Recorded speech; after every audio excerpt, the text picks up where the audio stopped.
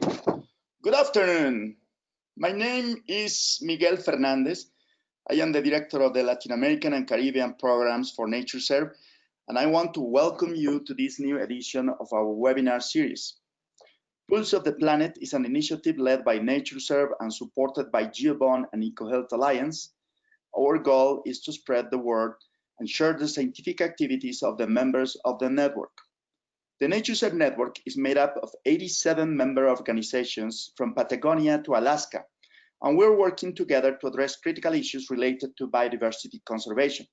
If you are based anywhere in Latin America or the Caribbean, being a member of our network doesn't cost you anything. Our network is open, and our main objective is to facilitate and manage regional projects that have to do with global change. If you or your organization is interested in participating in this collaboration, please contact us. Today, our guest speaker is Dr. Robert Langstroth. Robert is a senior biodiversity specialist in the Inter-American Development Bank in Washington, D.C. He is an expert in the application of multilateral development bank standards and policies related to biodiversity, especially the International Finance Corporation Performance Standard 6 and the Inter-American Development Bank Directive B9. Without further delay, it's an honor and a pleasure today to be able to give the floor to Robert. Thank you. All right, good morning, good afternoon, and good evening to everybody. I am Robert. As Miguel pointed out, I've been working in the multilateral bank arena more or less since about 2001 or so, when I entered the environmental consulting arena in Bolivia. I'm originally from California, but you'll see I spent a lot of my time in Bolivia, as you'll see from the photos, which are all from Bolivia, except one from Argentina. And I've been in the DC area since 2007 as a consultant, and now for the last 2.5 years as staff at the Inter-American Development Bank. I will be shutting off my video now that you've had a chance to meet me in person, and we'll proceed with the presentation.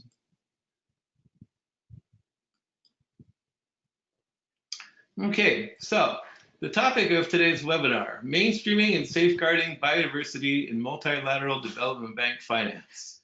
This is a topic that I hope you're all interested in. You may not be very familiar with it, but I hope by the end of the presentation, you'll have a much better idea of how the multilateral development banks deal or not deal with biodiversity issues in their finance of development projects around the world.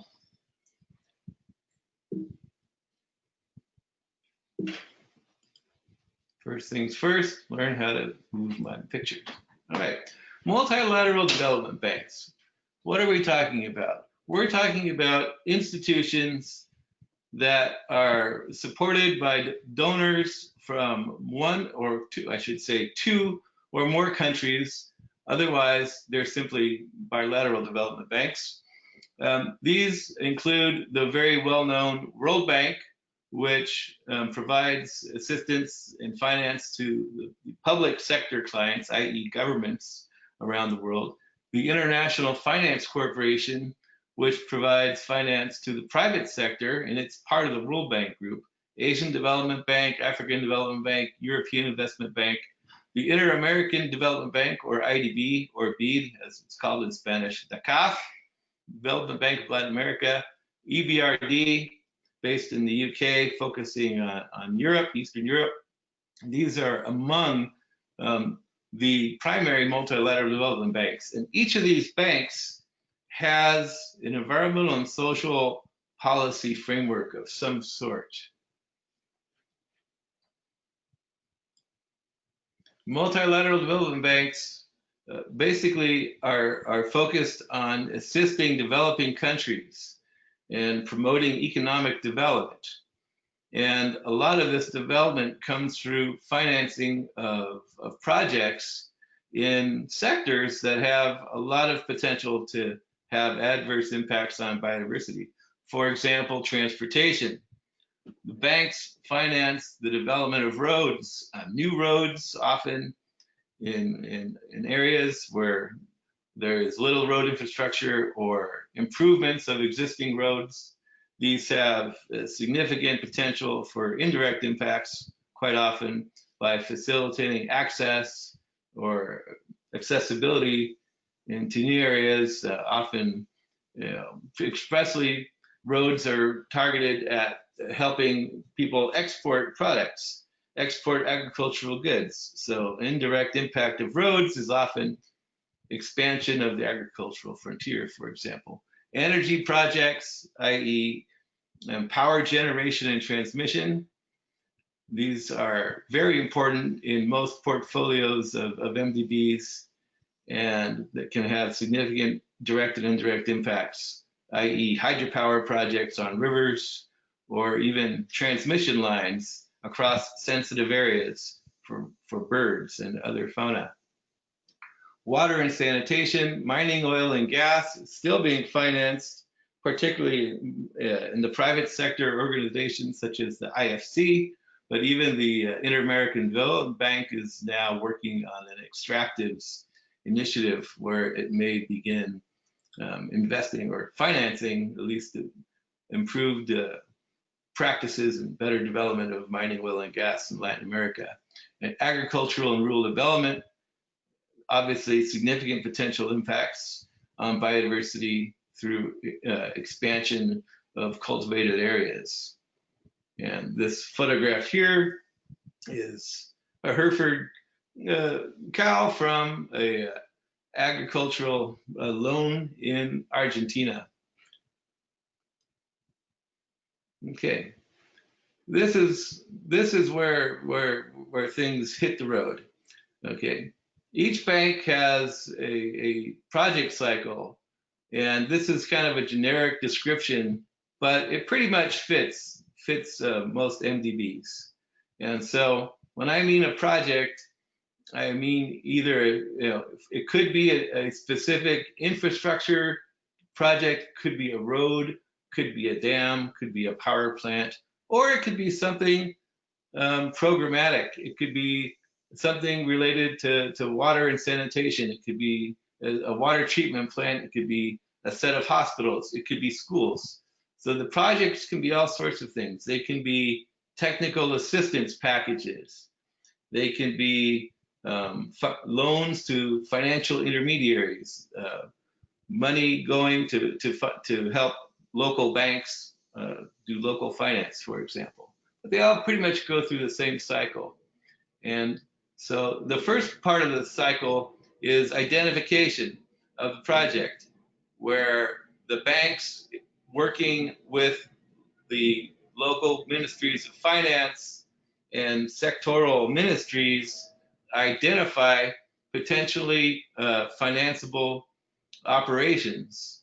And this is really a key phase for biodiversity, because this is where, if we're going to have mainstreaming of biodiversity, which we'll talk about in detail what that means, your greatest opportunities are in the identification phase, before the project is at an advanced stage of design or siting, when it's still just an idea. This is where you have the greatest opportunity to, for example, identify opportunities for avoidance of critical habitats or key biodiversity features, for example.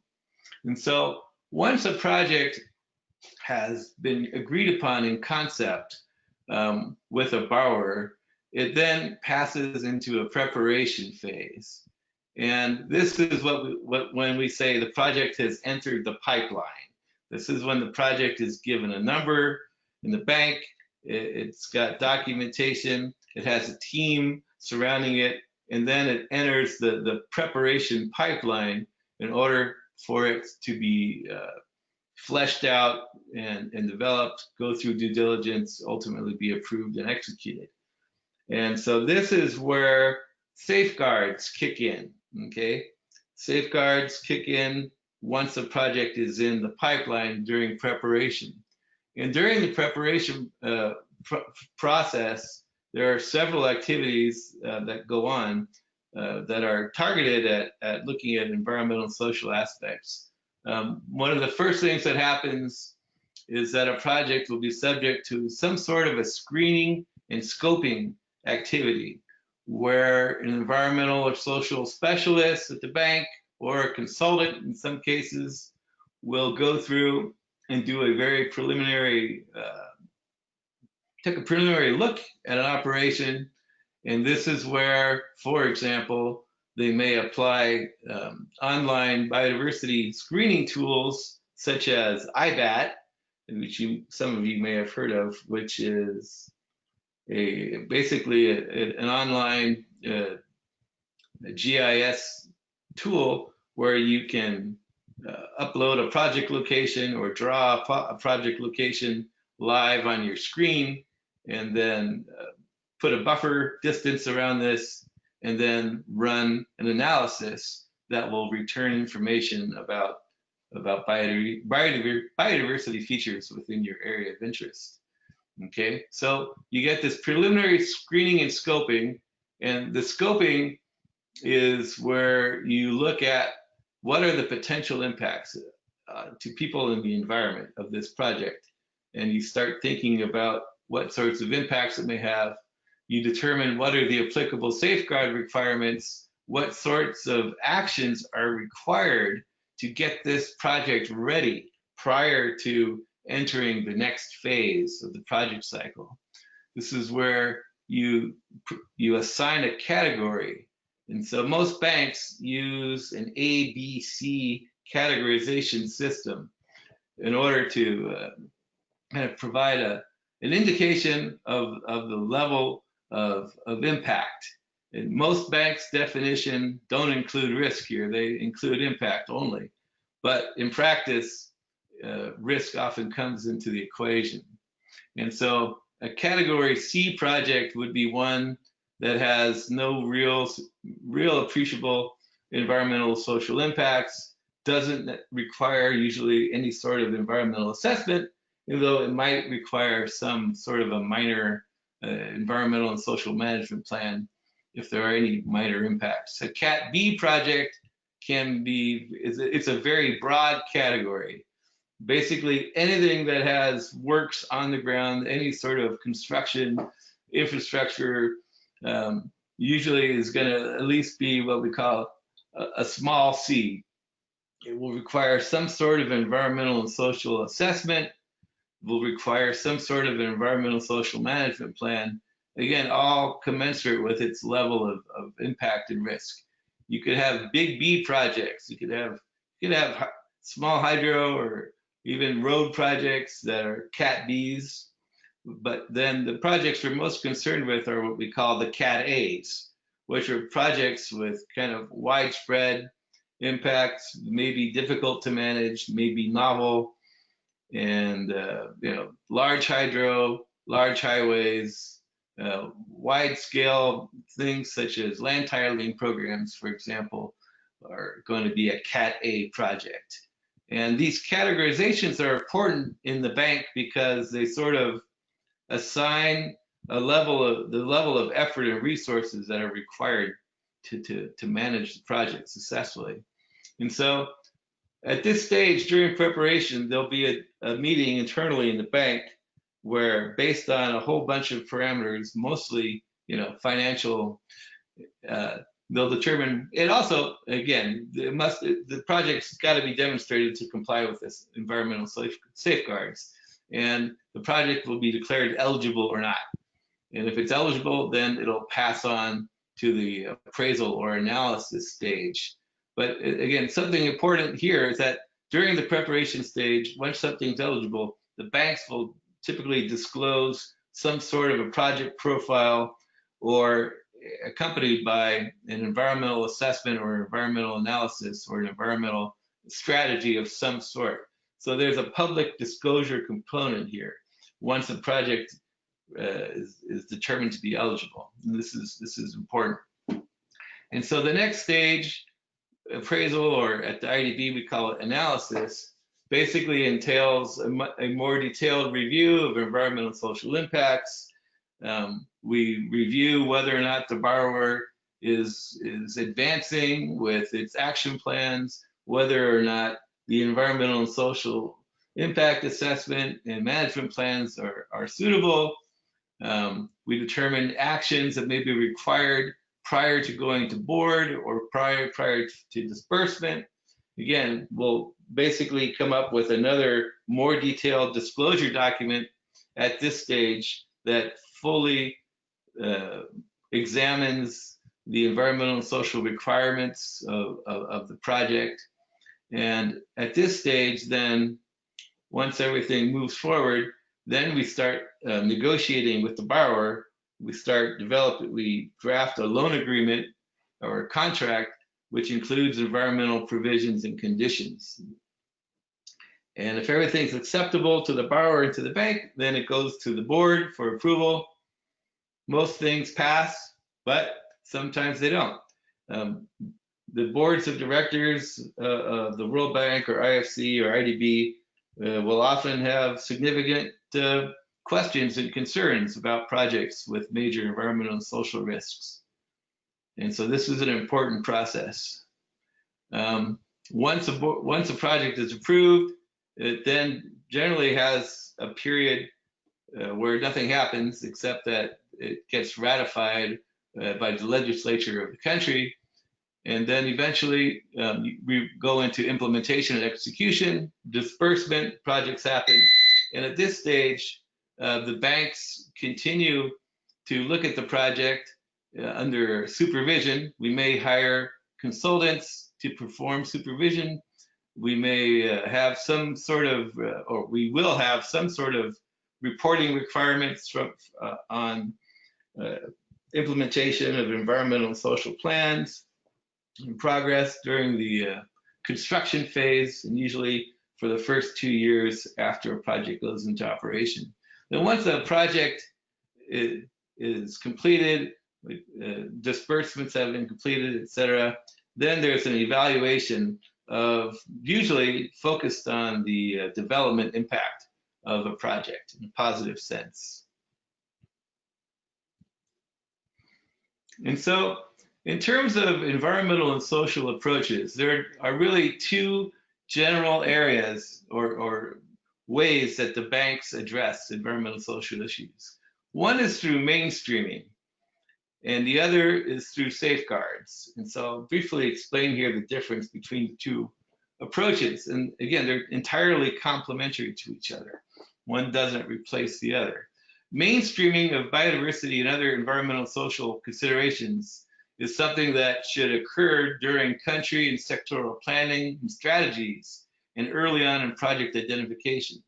The bank's role in mainstreaming should be to encourage and promote the borrowers, to encourage and promote ministries to consider biodiversity when they're making plans for development in their countries.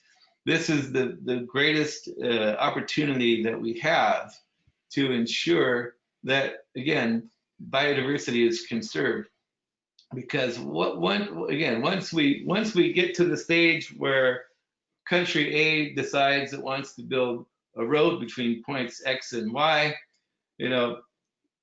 you start losing opportunities. And so mainstreaming is important. We want to make sure biodiversity isn't something that's looked at in retrospectively or as an afterthought.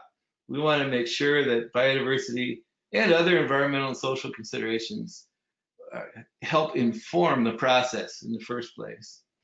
But then again, banks are banks. I mean, they like mainstreaming, but it's not their primary objective. Okay. Managing risks and impacts through application of safeguard policies once the project has entered the pipeline is where things tend to go. Okay, but as I pointed out, it's often sort of late at this stage to make significant changes in the design or siting of major infrastructure projects, for example. So mainstreaming, and I like this definition. Mainstreaming could be considered to be the informed inclusion of relevant environmental concerns into the decisions of institutions that drive national, local, and sectoral development policy, rules, plans, investment, and action. I really like this definition. And it's the informed inclusion of relevant environmental concerns. In this case, we're talking about biodiversity. And mainstreaming of biodiversity is truly at the heart of the Convention on Biological Diversity. If we look at Articles 6 and 10A, it explicitly doesn't say mainstreaming, but it explicitly discusses this inclusion and consideration of biodiversity in development. Okay, strategic goal A of target 2 of the HE biodiversity targets includes addressing the underlying causes of biodiversity loss by mainstreaming biodiversity across government and society. Mainstreaming is a proactive and strategic approach, okay, not reactive as safeguards can be. But in order to achieve mainstreaming, we've got to have adequate biodiversity information. Okay, biodiversity information needs to be integrated into development and into institutions. Biodiversity information needs to inform the planning and design of development and projects. By doing mainstreaming up front, again, we have greater opportunity for avoidance. When we talk about the mitigation hierarchy, we'll talk about what that means. Mainstreaming reduces the need for restoration and compensation of poorly thought out, poorly cited, poorly designed projects. However, as I've noted, it's really not generally implemented well by most banks and borrowers, and thus greater reliance is placed upon safeguards.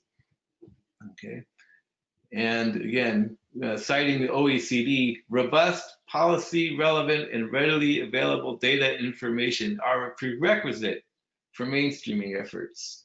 So in a world with limited biodiversity information, with imperfect biodiversity information, with often inaccessible biodiversity information, the governments of developing countries often don't have the available information to effectively accomplish mainstreaming objectives. And the banks have been slow to meet this demand for more accessible and higher quality biodiversity information. Okay, now I want to talk about some fundamental concepts behind biodiversity safeguard approaches. And these, again, the specific safeguard policies of different banks will vary, but they generally all look at these same basic concepts. And so the first one really is biodiversity inclusive environmental impact assessment. This is a term which I think was first used by a CBD report around 2005 on this very topic. I mean, this is key. Environmental impact assessment should always include biodiversity.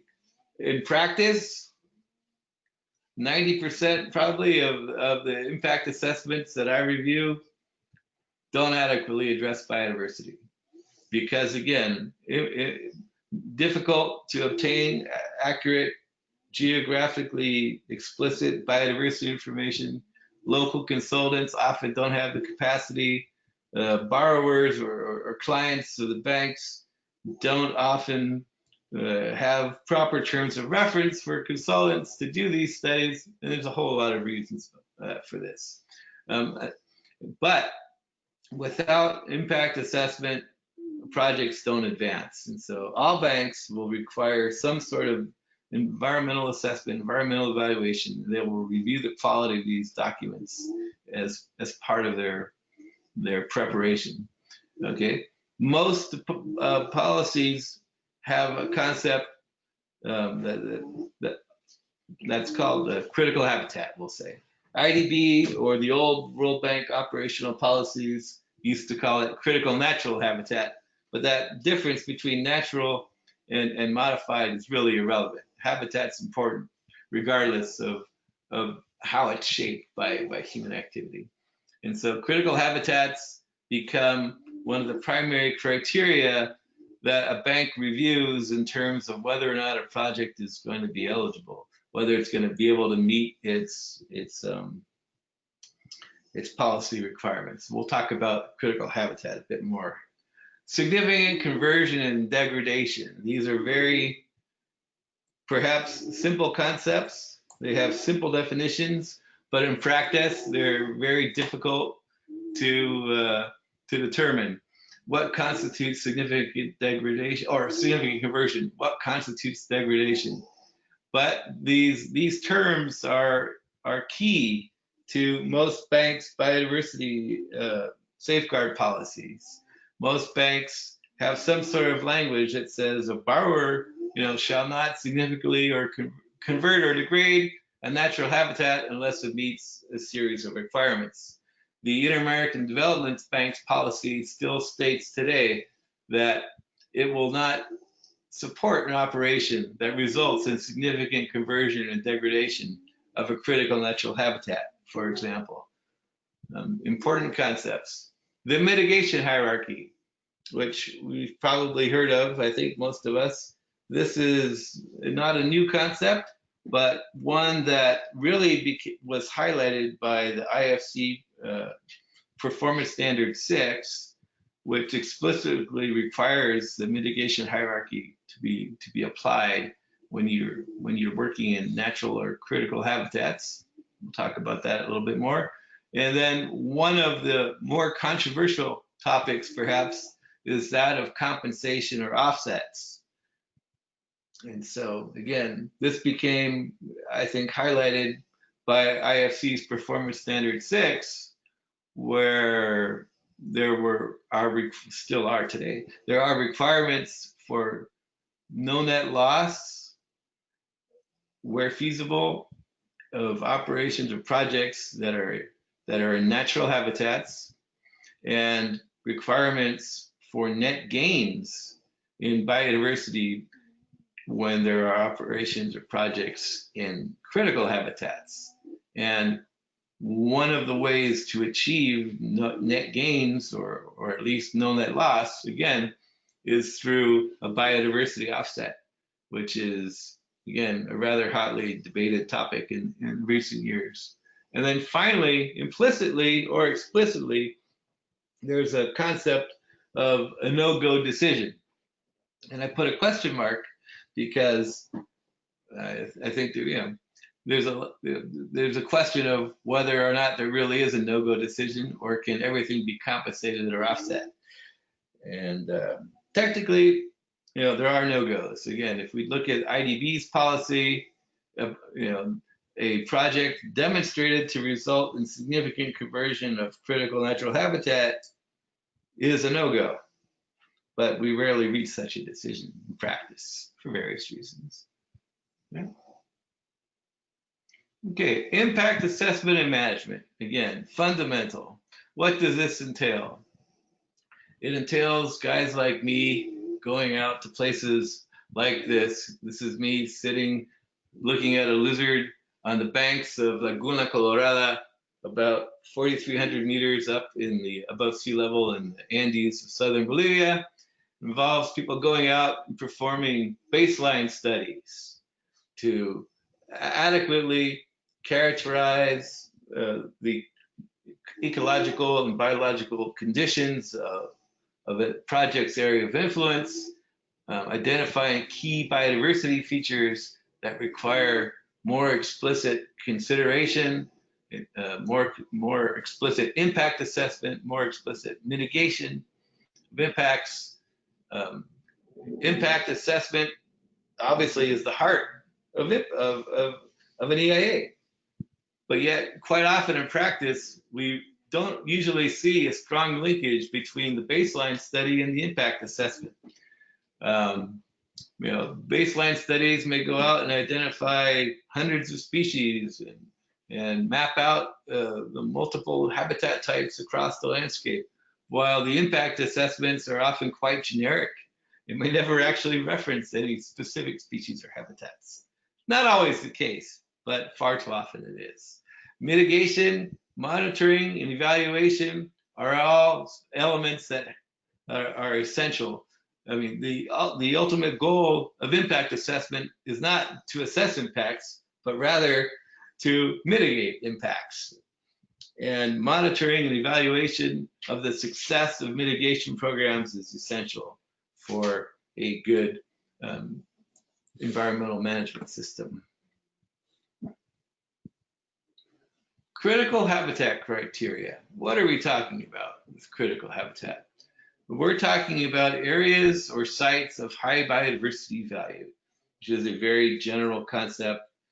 This may sound like a KBA, it may sound like an HVC, but most banks' policies look at things either in terms of species or in terms of ecosystems.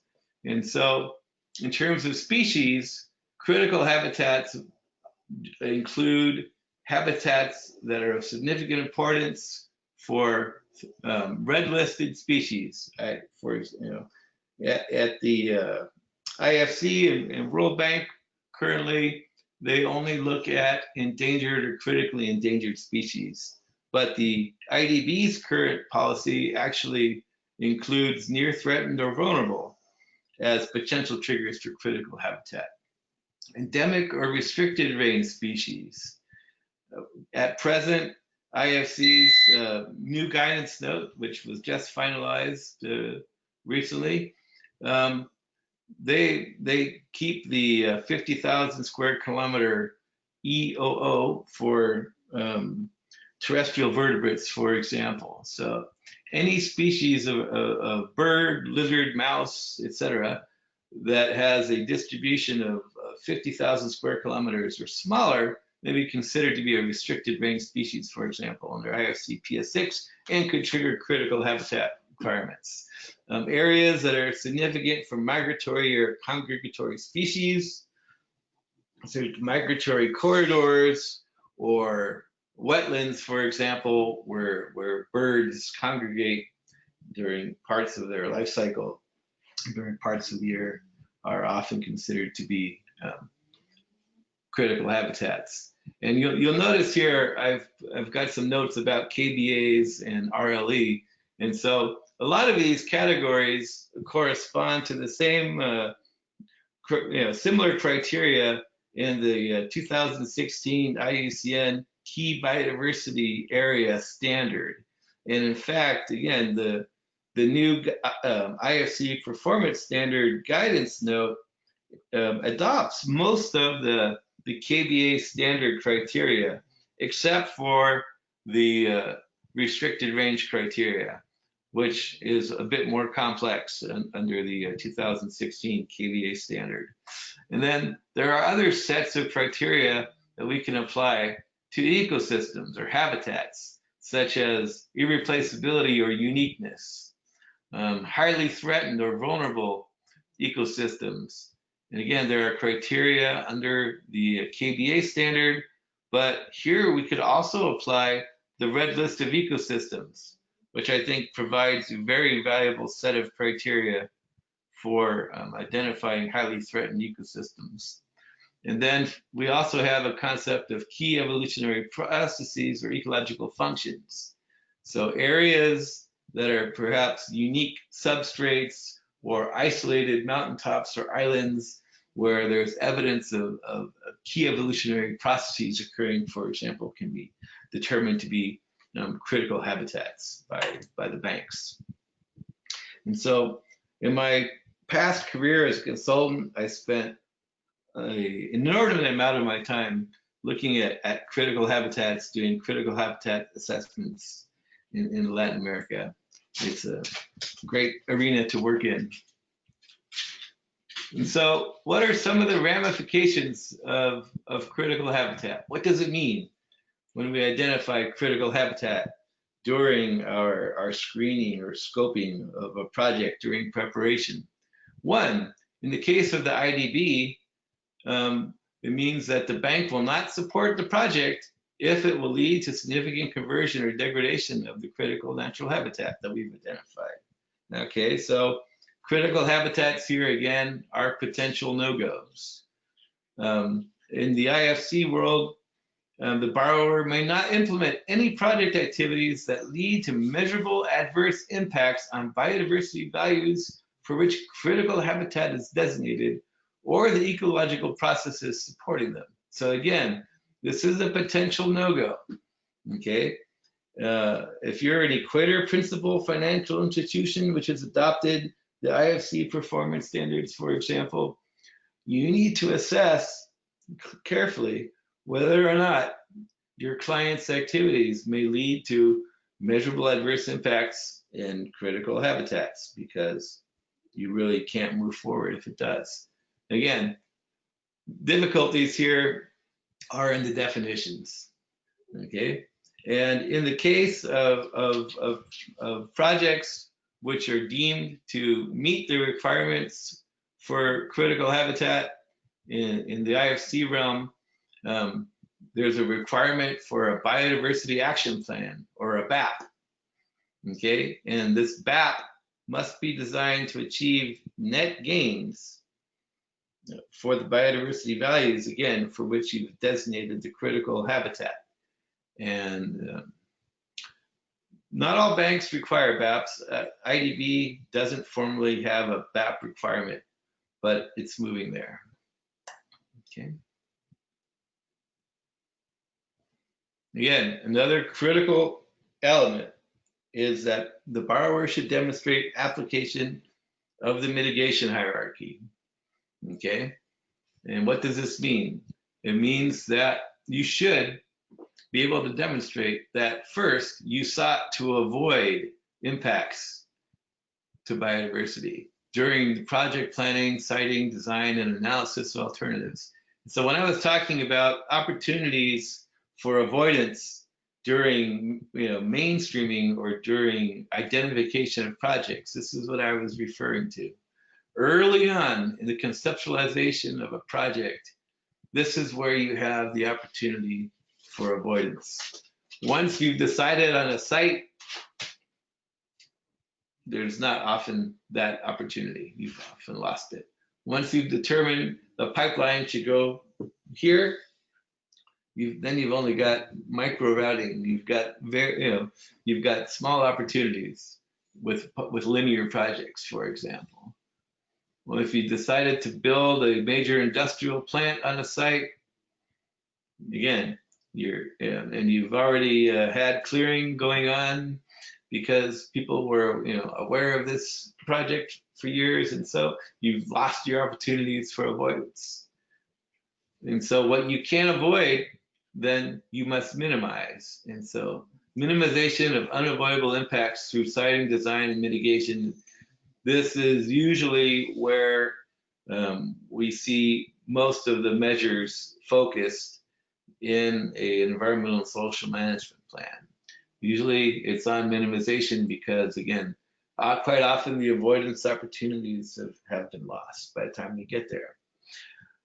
Any impacts that are unavoidable and unmitigatable, i.e. residual impacts, should be restored through rehabilitated, remediated, etc., right?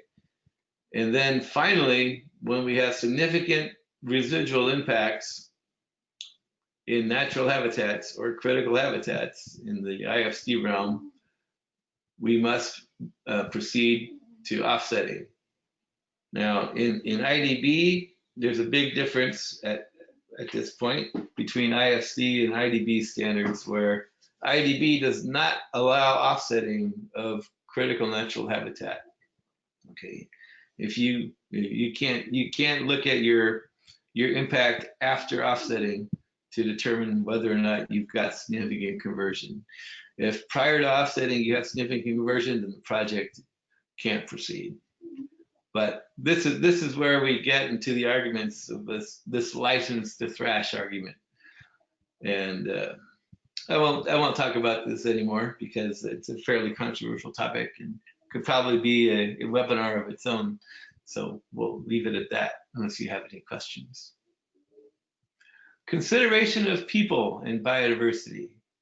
Obviously, I think most of us nowadays are aware that this is very important.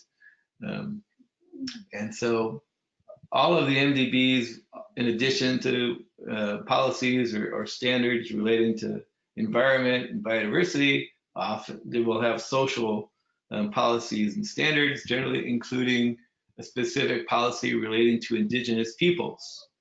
And we understand that most indigenous peoples living in their traditional territories have strong relationships with the environment, with biodiversity, and that we must take these into consideration. Consultation of interested and affected parties is essential in the policies of most MDBs. It's very clear in IFC Performance Standard 6, including whenever there is a potential for significant conversion or degradation of a natural habitat, that the affected parties must be consulted as to their views on this conversion and degradation. You must consult with experts when you've identified critical habitats, for example. This is key. And also, under IFC PS6 and related policies, we must consider ecosystem services that stem from biodiversity, the benefits that people obtain from biodiversity. This isn't currently yet, though, however, explicitly in the IDB standards. All right, so in summary, what are some of the major challenges faced by us practitioners in the MDB world and by consultants, and challenges, again, faced by all who are affected by potential biodiversity impacts of development? First of all, you may be surprised to hear that there really is a scarcity of qualified biodiversity specialists in bank staffs and among biodiversity or environmental consultancies. You know, given the number of biologists and ecologists in the world, you might be amazed that we really don't have that many qualified practitioners in our arena. Sad statement, perhaps, but that's the way it is. Imperfect and often inaccessible biodiversity information. Okay, we just don't have a lot of information about taxonomy, about species, about their ecology, about habitats, about ecosystems, how they function. We're often dealing in a world of great uncertainty when we're assessing environmental impacts, for example, of a project. It's because of this. As I pointed out, we have no clear thresholds for how we determine significant conversion or degradation, even though these are very key terms and elements in our policies. A big factor are time constraints on environmental and social impact assessment processes and bank approval processes.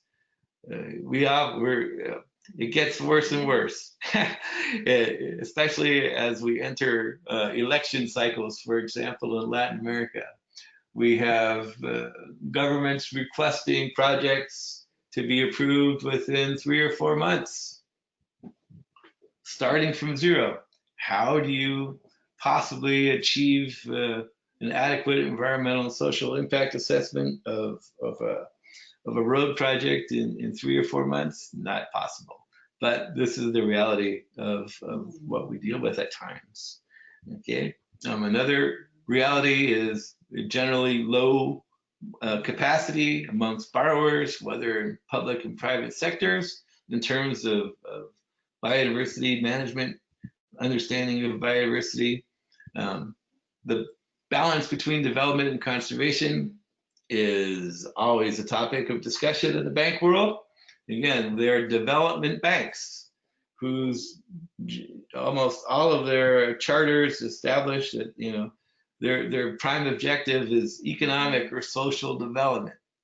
Biodiversity conservation is not a prime objective of MDBs at this stage. And bankers are bankers. Most people that work in the banks are economists or finance specialists. Even those that work in natural resource departments and things usually have a finance or economic perspective of things.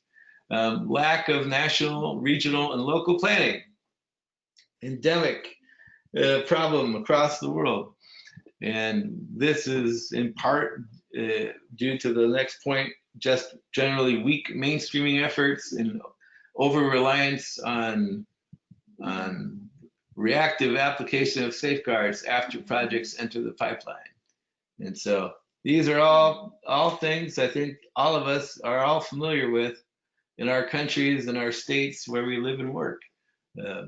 Not, just kind of the background to the arena we work in.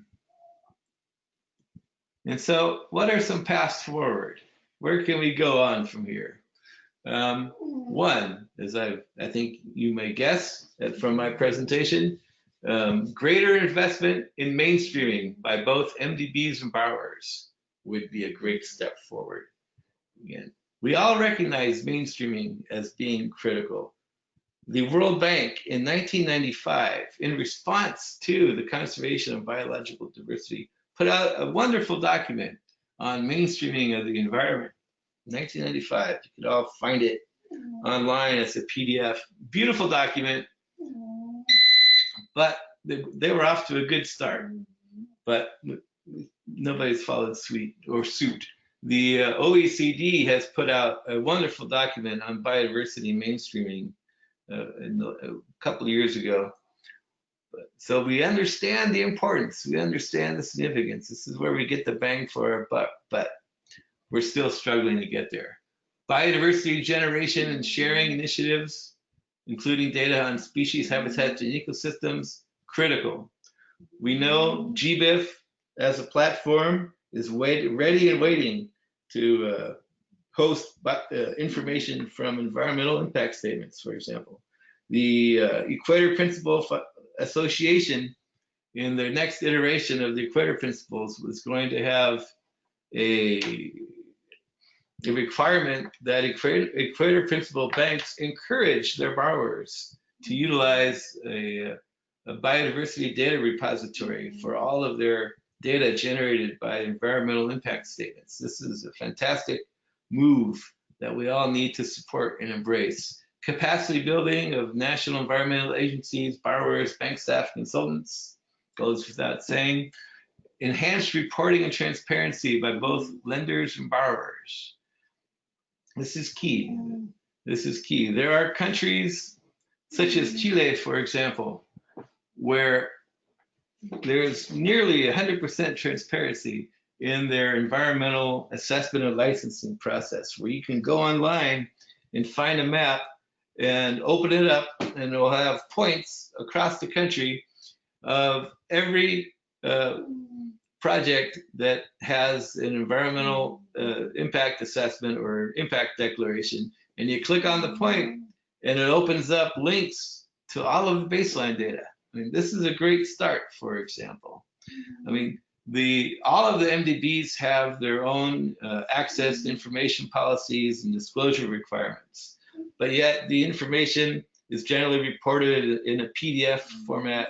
It may not be searchable, it may not be easily accessible.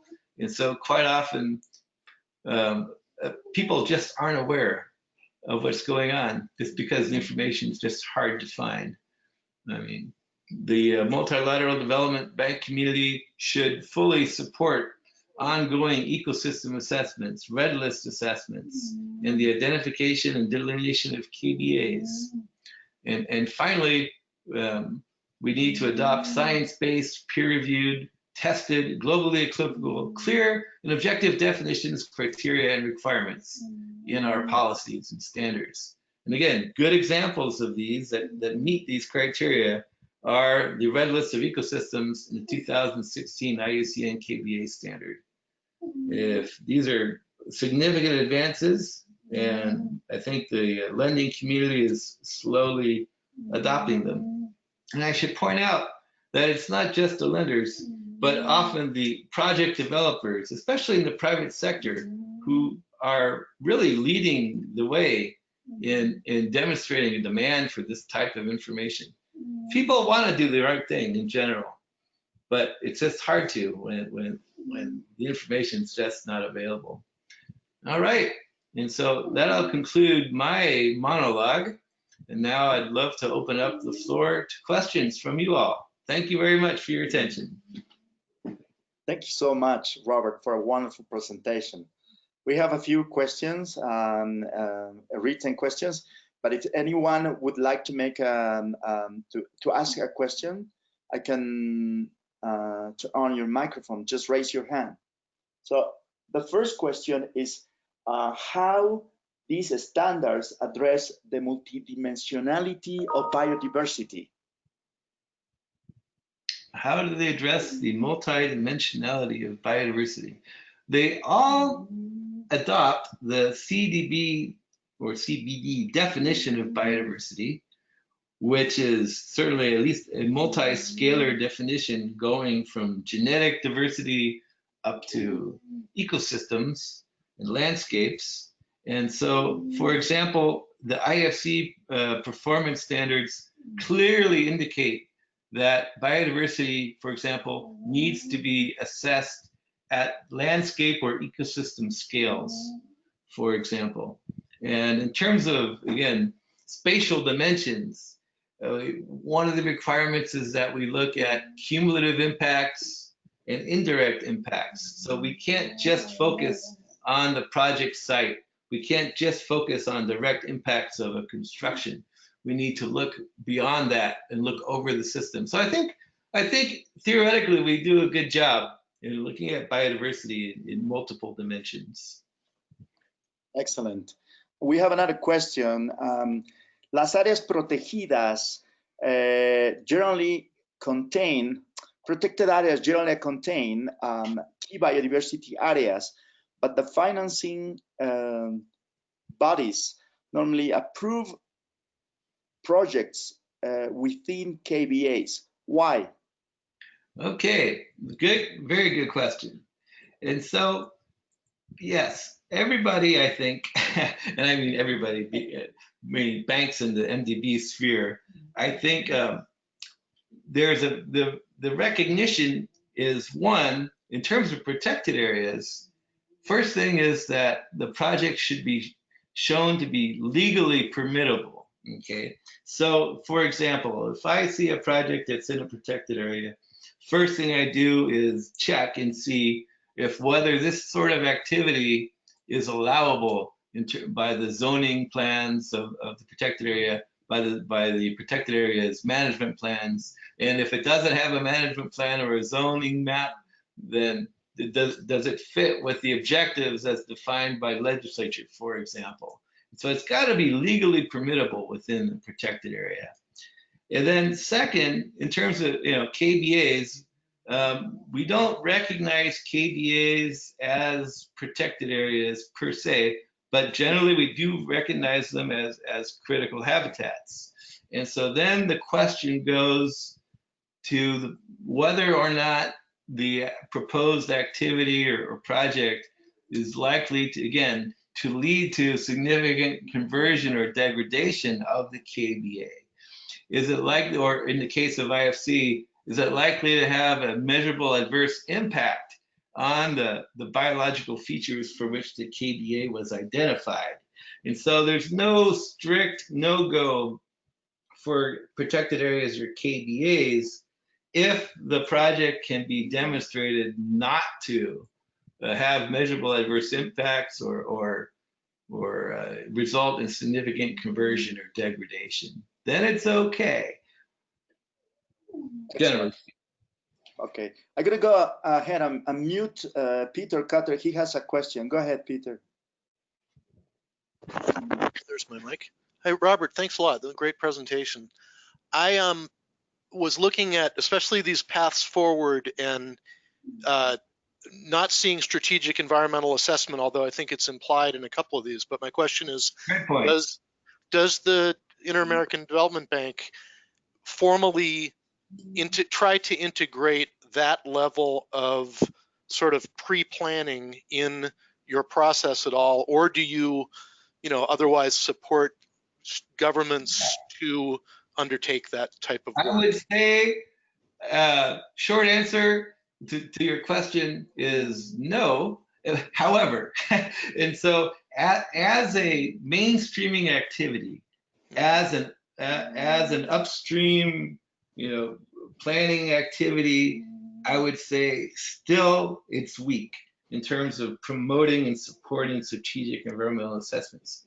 However, the bank's policy and its safeguard directives does in fact recognize strategic environmental assessment as a specific instrument to be applied in the analysis of programmatic type loans. So if we have a loan for a policy-based loan, for example, then that would call for a strategic environmental assessment. But as I think you're getting at, it's really still reactive and not proactive in that sense. That's what, and just a quick follow-up comment. I appreciate that, and I see that, that is among, of all the tools that are out there, that is among the more systematic and intentional, and therefore it really kind of fits into that mainstreaming toolkit. Absolutely, absolutely. And so, all of the World Bank and IDB, for example, we have these, or even like USA, which is not an MDB, but we do, country strategies, right? Country level planning or sectoral strategies.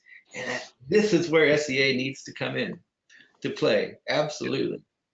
And, if governments request it, the banks will support it. But quite often, we just don't get the request. Yeah. Thank you. Very good question. Thank you. Excellent. Thank you. So another question. Environmental impact assessments are compulsory. However, not scientific people are the ones with power decision, and they tend to diminish and ignore at all the biological work done during an AEA. At the end, the biodiversity studies in the AEA is ignored. What mechanisms or tools do biologists have in order to have their work and recommendations taken into account for the final AEA decisions? Excellent question. Excellent question.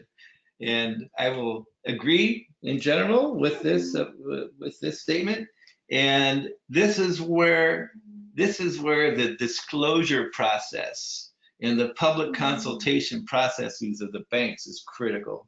And this is, again, if people don't know what's going on, they can't speak up, right?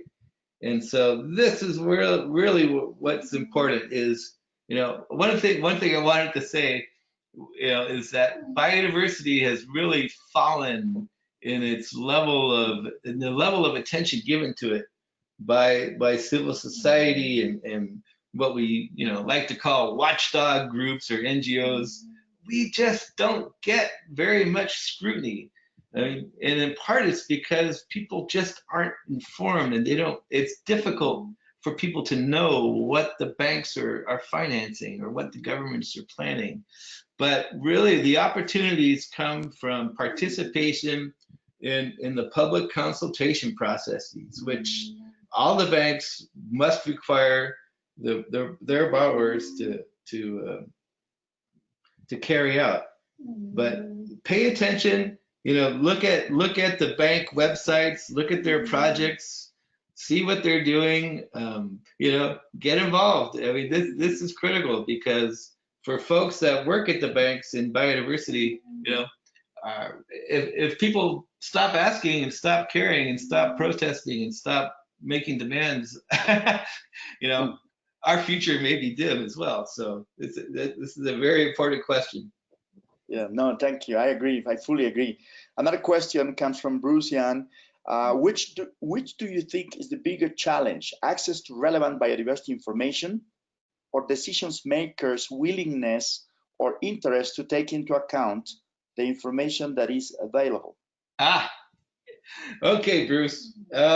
I think you know the answer. I mean, it's probably more B than A. That's a bigger challenge, right? Even if we had, infinitely perfect information, you're still left with that challenge of making that information matter to the decision makers, right? And so again, this goes with the last question. When decision makers are aware that people are concerned, that people know and are aware about biodiversity and potential impacts of loans or projects, then they care. But when they know that people don't care, or they know that people aren't aware, then they don't care.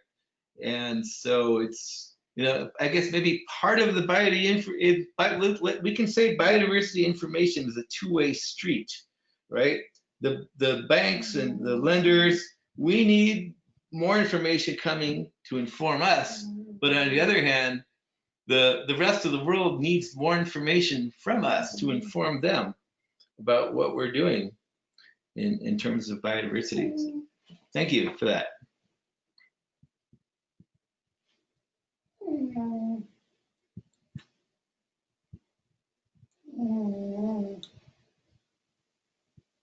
Hello?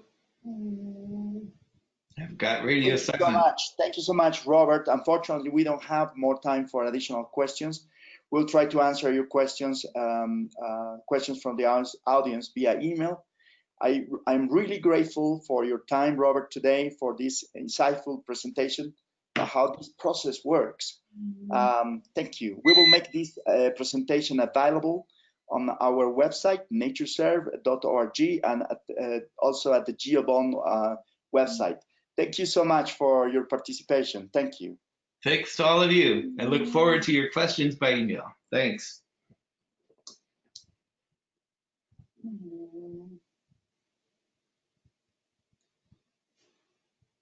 Mm-hmm.